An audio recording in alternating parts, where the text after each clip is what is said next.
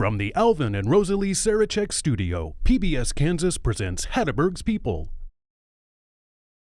Let's take another trip down memory lane to revisit some of Hatteberg's remarkable people. Coming up. I just want them to know that how to approach them, how to pet them, how to love them. From tragic personal experience, Kelly Spencer learned the importance of knowing how to interact with dogs. See how she strived to help local children understand and appreciate our canine friends. Also, supposedly owls are not supposed to act like this. They're called winged tigers, and it's unheard of to have this happen. What happened helped rewrite the scientific understanding of barn owls and the kind of relationships they could share with humans. You'll see what Max Terman of Hillsboro was able to accomplish. Plus, every puppet is a learning experience because none of them turns out to be exactly alike. We get pretty attached to them, yeah. the way they look and move around, you can understand how these marionettes were almost like family to John and Pauline Cravens. Learn about the work that goes into making these kinds of puppets and what it takes to bring them to life. And you'll see this. Down and get those lanes filled, okay? Fill them and go. If you don't have the brake, then get moving, okay? Get moving.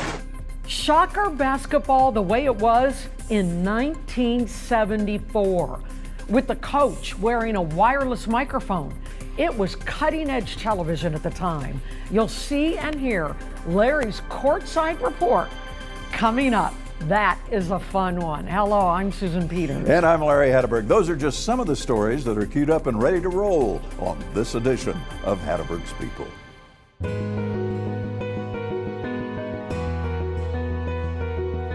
These stories are like old friends. Their lives radiate from the screen like prophets of the past. They were teachers, but not in a classroom.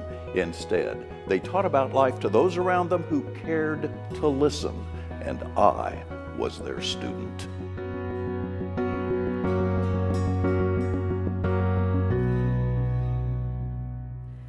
Just like people have different personalities, so do dogs. And not understanding that can lead to trouble. No, big trouble. Kelly Spencer discovered that with heartbreaking consequences. Then she resolved to spread awareness and appreciation of man and woman's best friend. They mean a lot to me. They're great companions. Let's go see those kids. Moxie, the therapy dog, is headed to work. Time to go see the kids. Kelly Spencer, his owner, is also director of the preschool at West Heights Methodist Church. Hi, everybody. It's a job they both love. Hi, look who's here. Kelly's mission is to teach children how to be around dogs. Some dogs can bite. Does Moxie bite? No, Moxie doesn't bite. How do you hold your hand out for a dog to smell you? Put your fingers down? Yeah. Why? They want to know who you are, don't they? But sometimes learning comes at a price. This was Ace, Kelly's dog of several years ago. It bit someone and had to be put down. I decided then and there that maybe we should start teaching children how to be around dogs. What if a dog knocks you down and you want to protect yourself? How do you curl up and protect yourself? Show me. Very good. You want to protect all those soft places, right? Therapy dogs like Moxie have a special patience with kids, and the test to become a dog like this is difficult. I just want them to know that how to approach them, how to pet them, how to love them. She smells good. A therapy dog does have to have some special behavior traits. They have to be able to be around strangers positively and acceptingly. I'm always amazed every time that I work with Moxie, and she's exceptional with them, and the kids get a lot of joy out of it, and I think she does too. Look for the squirrels. Let's go see the squirrels. I want them to know the responsibility of being around dogs. It's just not a toy. It's not something to grab onto and pull around. That there are responsibilities in petting one. Emily, did you find there are responsibilities in owning one, and they deserve respect as well as the humans. They're my children. Goodbye, everybody. Bye, Moxie. Goodbye. I love them. Kiss and a hug. You want to give her one too? That was nice. Goodbye. Good girl. Come here. That was 2002. Kelly enjoyed Moxie for another 11 years. She now owns her own business called Family Dog Training and Behavioral Center in Wichita. She and her staff offer classes and personal training for therapy dogs, show dogs, and just ordinary family dogs and their owners. You know, I've always felt that training a dog, if you go out and buy a dog, it does need to be trained. It needs to be trained. Yeah, and a lot of people don't do that. And she's providing such a valuable service because not only does she train them, but she understands them, you know? Yeah. And her experience helped her understand that they have different personalities, you got to deal with them differently, and then she shares it with all of us. And that's the key to her success. And all of our success. Exactly right. Well, getting along with dogs is one thing, but getting along with a great horned owl, well, that's something most of us wouldn't even try. We would not. But in the 1990s, Professor Max Terman was able to do it, and the scientific world took notice. Okay, Stripey. Stripey. She's there. She's there. She is an 8-year-old great horned owl, and he is Dr. Max Terman, a professor of biology at Tabor College. And none of this is supposed to be happening. One thing about great horned owls, you've got to give them something to eat, and I've got just prime steak here for you. Yeah, here you go. Close to a decade ago, this owl was found as a baby, nearly dead, in a Hillsboro city park. Yeah. Okay, this is a wild, hand-reared owl. Today, it is very much alive and now famous because of this book called Messages from an Owl by Dr. Terman. Supposedly, owls are not supposed to act like this. They're called winged tigers. And it's unheard of to have this happen with an owl that's been out tearing things apart for 8 years. Look at that. Stripey the owl and Max Terman have had a long relationship. As a scientist, owls and other animals are supposed to be just gene pools or laboratory studies. But Stripey changed all that. An animal like this teaches you that you've got to be humble. You've got to have some humility. You've got to recognize that the world of nature is incredibly complex, that we don't have all the answers. Stripey made history because he imprinted on a human. Boiled down, that means never before have imprinted owls been able to survive and reproduce in the wild. Stripey did, and has changed the course of knowledge. And the current theory says that an imprinted owl is just not going to be able to make it in the wild. And basically what we did with this owl was to train it on our own, teach it to hunt, provide food for it. We had a radio transmitter on it, so we always knew where it was. These home movies show how the owl was tracked by radio and how Dr. Terman found that this owl was more than a lab experiment. The owl gave the doctor an insight not only to the owl's life, but to the doctor's as well. If we really are going to take care of creation, if we really are going to be stewards, if we really are going to, in a way, image our Creator, this is part of that whole business. This is part of it. We have to relate in ways that allow them to survive as well as us. On the pages of Terman's book, the scientist and the owl develop a relationship. Terman crosses the line between analytical scientist to that of a close friend to this big-eyed, feathered wonder. Sadly, 90% of great horned owls, even yet, die at the hand of man, shooting, trapping, this sort of thing. But Terman taught it to survive in the wild and yet still be a part of mankind's existence. In fact, it might even be more adapted for living with humans because it knows humans, lives in a barn, tolerates this kind of human interaction. As a scientist, I just never expected it. Just never expected to see something like this. I think it's one of those rare cases where I got an animal that has a crack open to humanity. You know. Max says he got a lot of positive response from his book from people all over the world, people realizing that animals are capable of a lot more than what was generally believed at the time. Max says he kept studying that owl for another 5 years, then the two of them went their separate ways. He says it's possible the owl is still alive out there somewhere. Owls can live up to 60 years. I didn't know that, but that's in captivity, of course, not in the wild. Not in the wild. In the wild, it's unlikely she would have survived this many years. I'm fascinated with people who study animals because you learn so much from an animal. You know, a simple barn owl is a complicated being, and to be able to understand why it does certain things, it's great. And the kind of brain it has. I mean, we just think of them as animals. Yeah. When we die and go to heaven, I think we're going to find out animals have a pretty complicated brain and understand a lot of what we don't think they do. Maybe you'll be met by a barn owl. There you go. Sitting up in the heaven's tree. Okay, how about a hobby with strings attached? That's what John and Pauline Cravens got themselves into. Yeah, in a story from 2001, see how this creative couple's retirement was transformed by marionettes.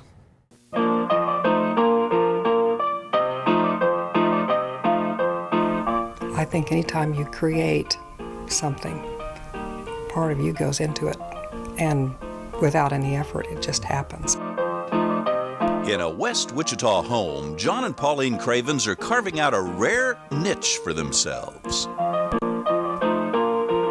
And I would think that we're probably, from as many calls that we've got, probably the only ones that in Kansas are doing something like this. Every puppet is a learning experience because none of them turns out to be exactly alike. We get pretty attached to them, yeah. They create marionettes. You know, they grow on you, they become part of you. I mean, you don't put this many hours into something without having them be a part of you. It takes, you know, just really wanting to and sticking with it. I imagine that it takes at least 150 hours to from the beginning of the cutting out of the wood for the construction of this until it's done. By the time you construct it, you put together, you make the joints. I mean, every puppet is a learning experience because none of them turns out to be exactly alike. This is one string that I operate to tap his foot when he's tapping his feet. You know, people enjoy them. We enjoy showing them. We enjoy people. Everyone enjoys them, but they take work and constant practice.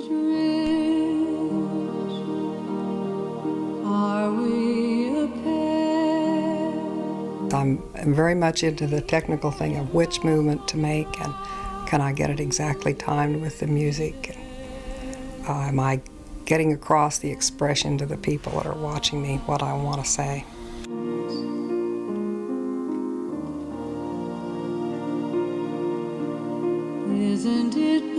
When I feel like that, you know, it's done well, I get a real heartwarming satisfaction out of watching her perform these puppets.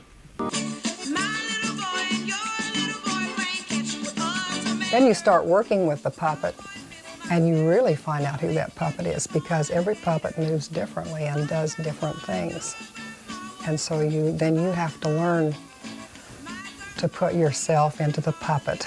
Just forget who you are, become the puppet and feel and do what the puppet's doing.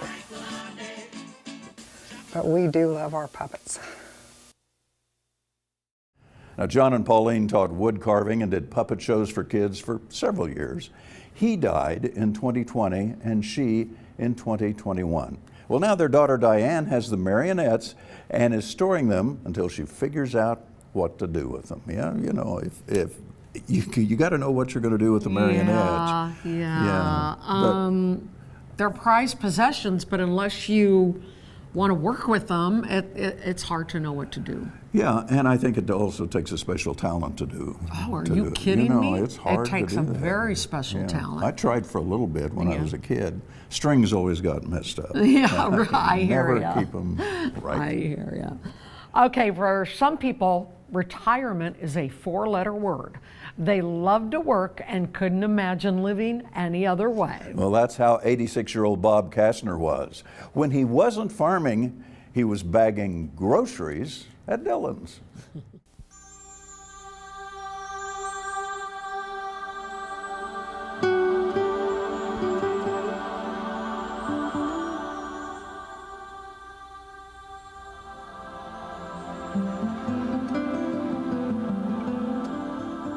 I'm just as interested in raising wheat now as I was when I was 20 years old.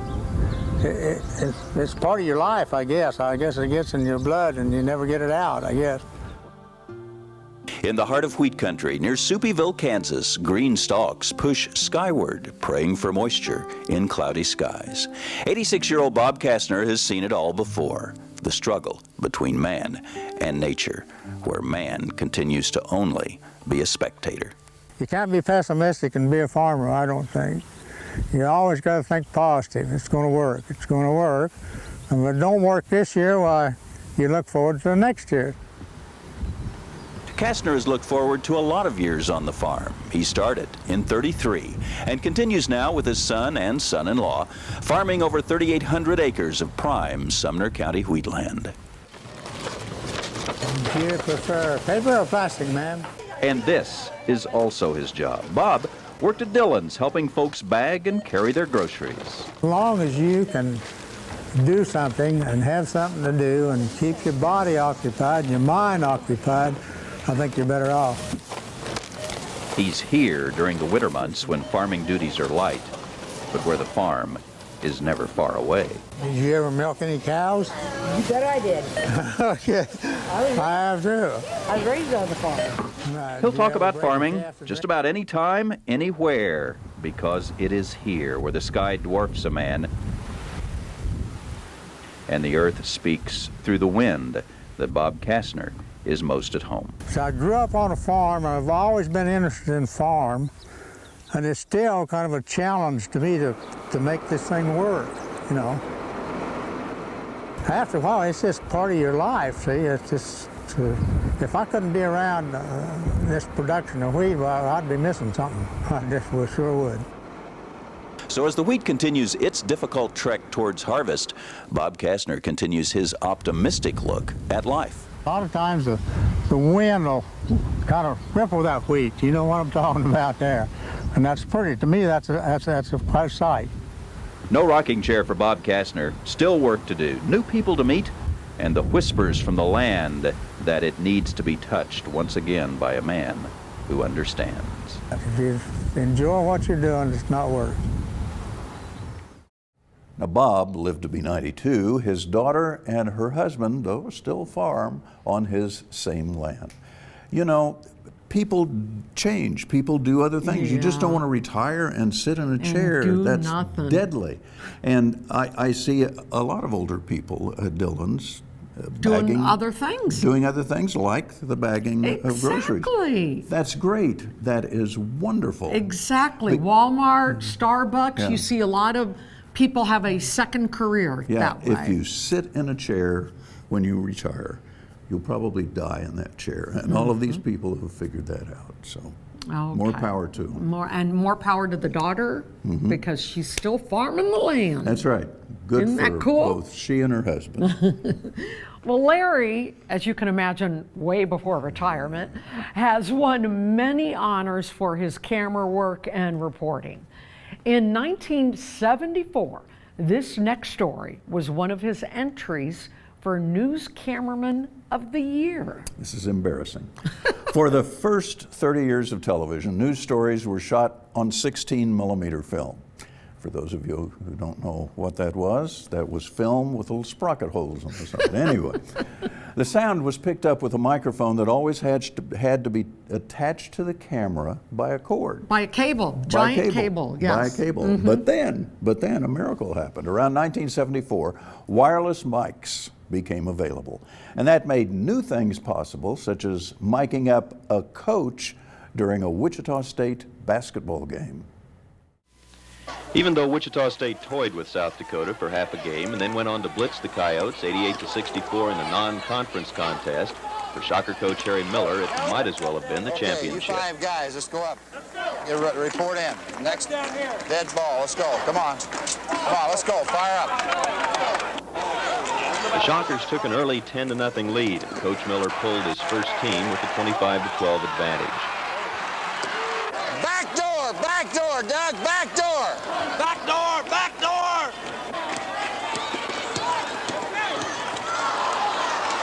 Ah, calamity!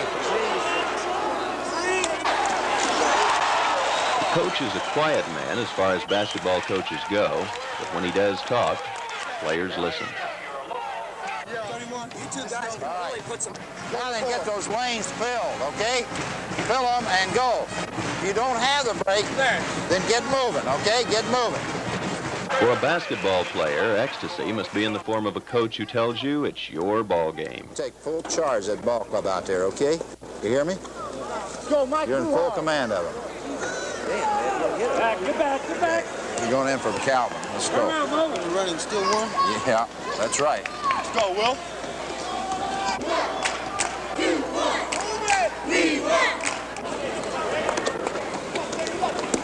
Hey, I must be seeing a different ball game. Fill it! But last night's game, Wichita evened its record at 1-1, while South Dakota is a three-time loser.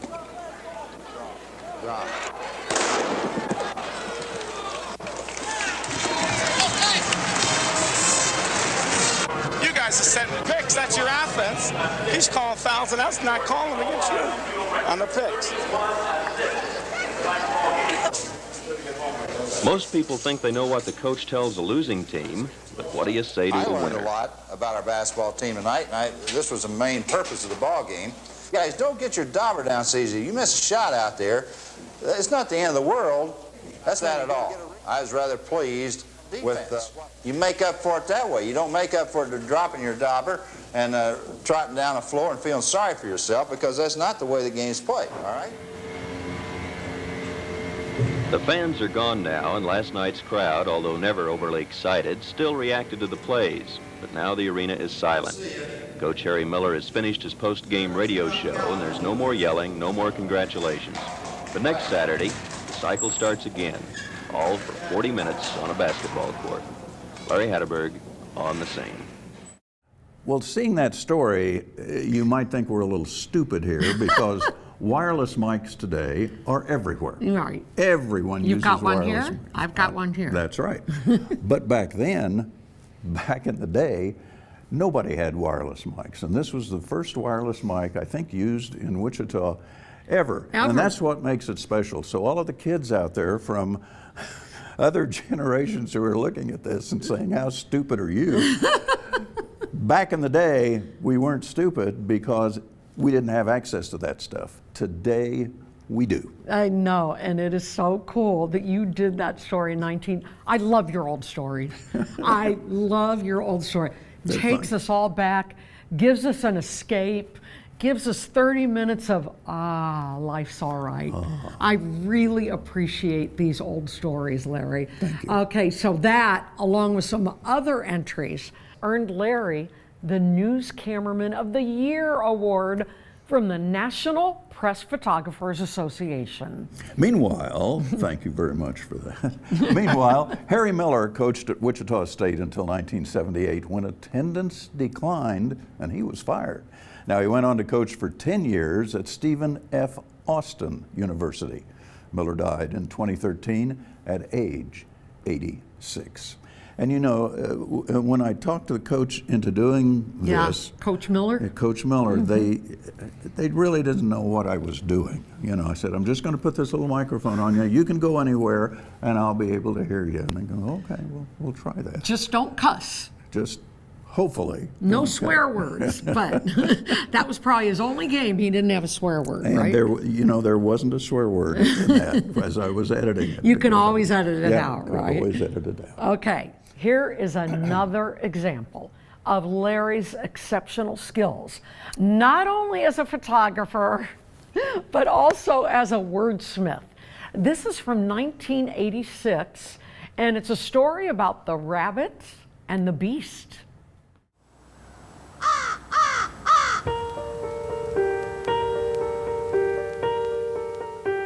Some say winter is a metaphor for death. If that's true, then a park is a metaphor for life. A walk in the park on new fallen snow is a chance to see nature's art. A fall leaf trying to reject the inevitable. A simple weed crowned gloriously by winter's hand. Roadway posts with hats of snow. Then there are the tracks, those of a rabbit, and those of an animal we'll call the beast. The rabbit scours the area foraging for food. The beast forages for fun. The rabbit's tracks melt gently into the virgin snow, while the tracks of the beast grind with anger. Near the briar and tangled brush, the rabbit has moved quietly and softly. Nearby, the beast has marked a gentle hill for destruction. The rabbit tracks are natural, gentle, and leave the forest floor as nature intended. The beast laughs at nature and digs its claws deeper into the soil, sentencing the forest to ugly scars. With spring will come the thaw. The rabbit tracks will melt away and the forest floor will return unscathed. The tracks of the beast are different. Ground and etched into the countryside, the melting snow festers into the wounds. The forest has been raped.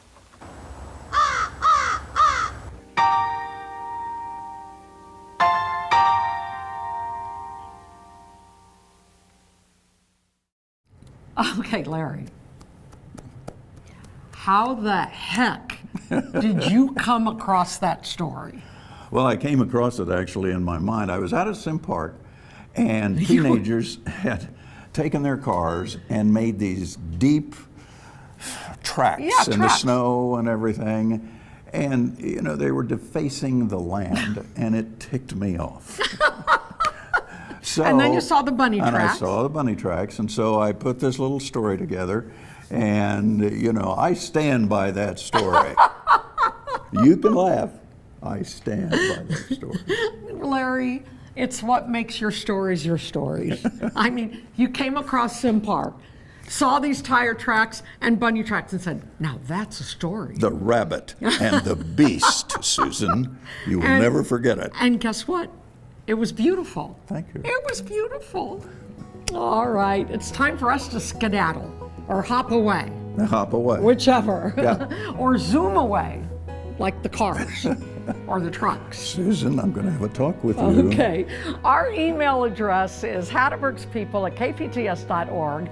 If you have a question or a comment or a compliment, thank you for being with us. I'm Susan Peters. She certainly is. And I'm Larry Hatteberg. We'll see you again soon.